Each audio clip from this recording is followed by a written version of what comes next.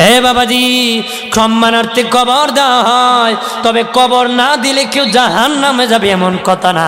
জানাজা না পড়লে জাহান্নামে যাবে এমন কথা না। তবে জানাজা পড়া মুর্দার জন্য জিন্দাদের দায়িত্ব, না পড়লে জিন্দারা গুনাহগার হবে। কবর দেওয়া জিন্দাদের দায়িত্ব, না দিলে জিন্দারা গুনাহগার হবে। কবর প্রাণের বাবাজি, কবরের মধ্যে কোন গরু বাঁধে মানুষ, কবরে গোবর ফেলে দেয়, জুয়া মারে, বাবা খায়, কথা কনা। কবরের পাশে জুয়া মারেরি, কবরের পাশে বাবা খায়, ইয়াবা খায়, কবরের জায়গা দখল করে, বাবা দখল করিরি। কবরস্থানের পাশে যার জমি আছে, বাবা দিলেন ঠিক খাসায়া, বাবা বেড়া কাটতে কাটতে কবর দখল করি। বাবাজি দুনিয়ার জায়গা বাড়াইছো, কবর শর্ট করে দিছো, চাপা মারবে, বাবা ডাকাই দিবি, কথা বলেন ঠিক কিনা? এ প্রাণীর বাবাজি খেয়াল করেন, বাবাজি কবরকে সম্মান করবেন, বেষ্টন করবেন, বাবা এরিয়া দিবেন, সেখানে সম্মান করবেন।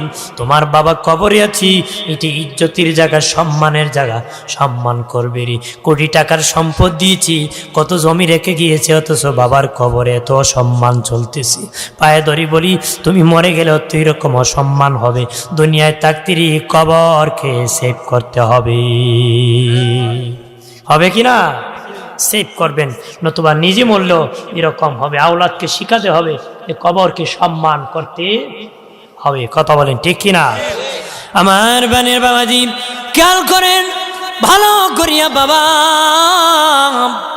নবী বলেছেন উসমান ফিল জান্নাহ, উসমান গনি জান্নাতি, জান্নাতি, আল্লাহু আকবার বলেন না। বাবাজি নবী দুনিয়ার থাকতে যাদের জান্নাতের সংবাদ দিয়েছিলেন, এর মধ্যে উসমান গনি জিন্নুরাইন রাদিয়াল্লাহু তাআলা, উনি বাবা শাহাদাত বরণ করেছিলেন। ওনাকেও বাবা মুনাফিকরা শহীদ করেছিল রে। আল্লাহর নবীর সাহাবী তৃতীয় খলিফা উসমান গনি জিন্নুরাইন রাদিয়াল্লাহু তাআলা আল্লাহর কালাম তেলাওয়াত করতেছেন। এই অবস্থায় মুনাফিকরা ওনার প্রতি অতর্কিত আঘাত শুরু করে দিয়েছে। ওনার রক্তি, ওনার দেহের রক্ত আল্লাহর কোরআনের মধ্যে পড়েছে, কিতাবে এসেছে, কিয়ামতের দিন কোরআন সাক্ষী দিবে উসমান শহীদ। উসমান গনি শহীদ হয়েছে, আল্লাহর কোরআন সাক্ষী দিবে, কারণ কোরআনও ওনার দেহের রক্ত পড়েছিল। মুনাফিকরা উনি আবার বলেছিলেন, হে তুমি দা আমাকে আঘাত করেছো, তুমি কি অমুক সাহাবীর ছেলে না? তখন সে পলায় গিয়েছিল। এরকমই মুনাফিকরা ওনাকে হত্যা করেছিল, শহীদ করে। আমার বানের বাবাজি খেয়াল করেন, জান্নাতের টিকিট পাওয়ার পরে উনি যখন উসমান গনি জিন্নুরাইন রাদিয়াল্লাহু তাআলা কবরের পাশে গেলে কানতে কানতে খেজুর গাছের রসের মতন টপ টপ করে ওনার চোখ থেকে পানি পড়ত, দাড়ি মুবারক ভিজে যেত। বাবাজি এরকম ভাবে দাঁড়িয়ে টপ টপ করে পড়তো। সাহাবারা বলে, উসমান গনি ভাই, নবী জাহান্নামের বয়ান করলে এমন কান্না করেন না, কিন্তু কবরের পাশে কেন এমন কান্না করেন? উসমান গনি বলেন, কবর প্রথম স্টেশন, কবর হলো প্রথম ঘাঁটি। কবরে যে ধরা পড়বে সব জায়গায় ধরা পড়বে, কবরে যে নাজাত পাবে সব জায়গায় নাজাত পাবে।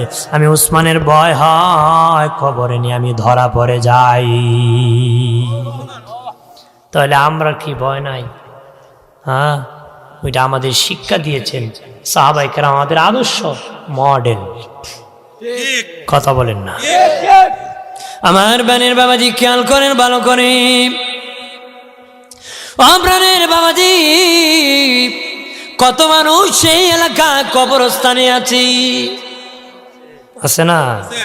কবরের পাশে গিয়ে বলবেন, ও কবরবাসী, তোমরা আমার আগে কবরবাসী, আমরার আগে তোমরা কবরবাসী, আমরা তোদের পরে কবরবাসী। এখানে আমরা যারা সবাই একদিন হয়ে যাব কবরবাসী, কথা বলেন না?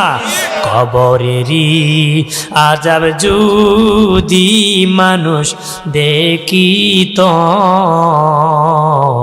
ঘরবাড়ি পালায়া মানুষ দৌড়াতো, ঘরবাড়ি পালায়া মানুষ দৌড়াতো। আল্লাহ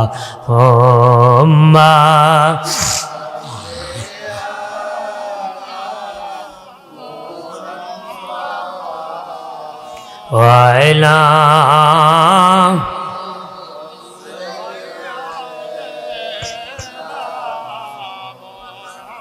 মাদ ওয়াইলা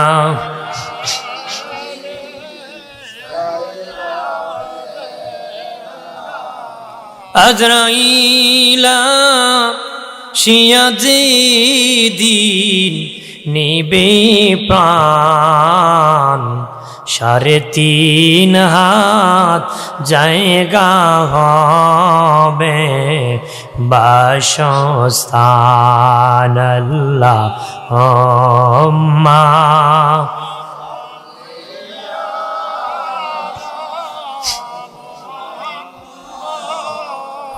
আলা আলি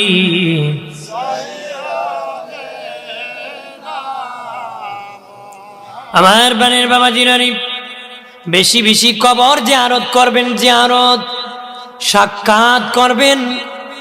বাবাজি দুনিয়ার এতিম এক ঘরে না পেলে আরেক ঘরে পায়রি, একজন তারায় দিলে আরেকজন তারে আশ্রয় দেরি, কিন্তু কবরে এতিম বড় এতিম রে, কেউ যদি ইচ্ছা করে তারেক না দে সে নিজে পায় না রে। এ প্রাণীর বাবাজি কবর জিয়ারত বেশি বেশি করে করবেন। নবী বলেন তোমরা যদি জিয়ারত করো জিন্দারও লাভ হবে, মুর্দারও ফায়দা হবে রে। قال رسول الله صلى الله عليه وسلم كثرة ذكر الموت وتلاوة القرآن। নবী বলেন বেশি বেশি করে মৌতের জিকির করো, মৌতের চিন্তা করো, বেশি বেশি করে কোরআন তেলাওয়াত করো। মৌতের চিন্তায় পাপ থেকে বাঁচাবে, কোরআন তেলাওয়াতে ইমান বাড়ায় দিবে। যার ইমান যত বেশি বাড়বে তত উচ্চ তবকার জান্নাতে থাকবে।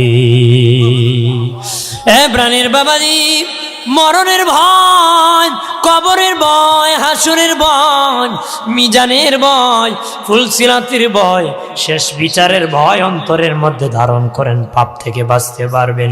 যদি না তাকে পাপ থেকে বাঁচা যাবে না।